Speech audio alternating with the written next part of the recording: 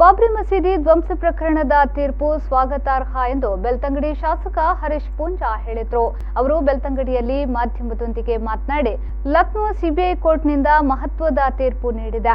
ಇದು ಶ್ರೀರಾಮನ ಮೂಲಕ ಹಿಂದೂ ಸಮಾಜಕ್ಕೆ ಸಿಕ್ಕ ಜಯ ಎಂದು ಹೇಳಿದರು. ಸಾವಿರಾರು ಲಕ್ಷಾಂತರ ಕೋಟ್ಯಾಂತರ ಕಾರ್ಯಕರ್ತರು, ಹಿಂದೂ ಸಮಾಜದ ಬಂಧುಗಳು, ರಾಷ್ಟ್ರೀಯ ಸ್ವಯಂ ಸೇವಕ ಸಂಘದ ಮೂಲಕ ಪರಿವಾರ ಸಂಘಟನೆಗಳಾಗಿರ್ತಕ್ಕಂಥ ವಿಶ್ವ ಹಿಂದೂ ಪರಿಷತ್ತು, ಬಜರಂಗ ದಳ, ಭಾರತೀಯ ಜನತಾ ಪಾರ್ಟಿ, ಈ ರೀತಿ ಅನೇಕ ಪರಿವಾರ ಸಂಘಟನೆಗಳು ರಾಮನ ಜನ್ಮ ಸ್ಥಾನದಲ್ಲಿ ಭವ್ಯವಾಗಿರ್ತಕ್ಕಂಥ ಮಂದಿರವನ್ನು ನಿರ್ಮಾಣ ಮಾಡತಕ್ಕಂಥ ದೃಷ್ಟಿಯಲ್ಲಿ ಕೈಗೊಂಡಿರ್ತಕ್ಕಂಥ ಅನೇಕ ಹೋರಾಟಗಳ ಸಾಲಿನಲ್ಲಿ ವಿವಾದಿತ ಕಟ್ಟಡದ ಸ್ಥಳದಲ್ಲಿ ನಡೆದಿರ್ತಕ್ಕಂಥ ಪ್ರತಿಭಟನೆಯು ಒಂದು ಸೇರಿತ್ತು.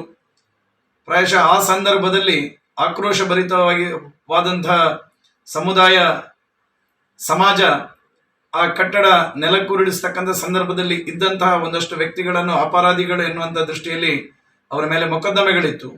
ಸನ್ಮಾನ್ಯ LK ಅಡ್ವಾಣಿಜಿ ಅವರು ಇರ್ಬೋದು, ಮುರಳಿ ಮನೋಹರ್ ಜೋಶಿ ಅವರು ಇರ್ಬೋದು, ಉಮಾಭಾರತಿ ಅವರು ಇರ್ಬೋದು, ಹೀಗೆ ಅನೇಕ ವಿನಯ್ ಕಟ್ಟಿಯಾರ್ ಅವರು ಇರ್ಬೋದು, ಈ ರೀತಿ ಅನೇಕ ಜನ ಈ ಪ್ರಕರಣಗಳಲ್ಲಿ ಮೂಲಕ ಖುಲಾಸೆ ಆಗಿರ್ತಕ್ಕಂಥದ್ದು ಅತ್ಯಂತ ಸ್ವಾಗತಾರ್ಹ ಮತ್ತು ಅತ್ಯಂತ ಸಂತೋಷದಾಯಕ ಎನ್ನುವಂಥದ್ದನ್ನು ಈ ಸಂದರ್ಭದಲ್ಲಿ ಹೇಳ್ತಾ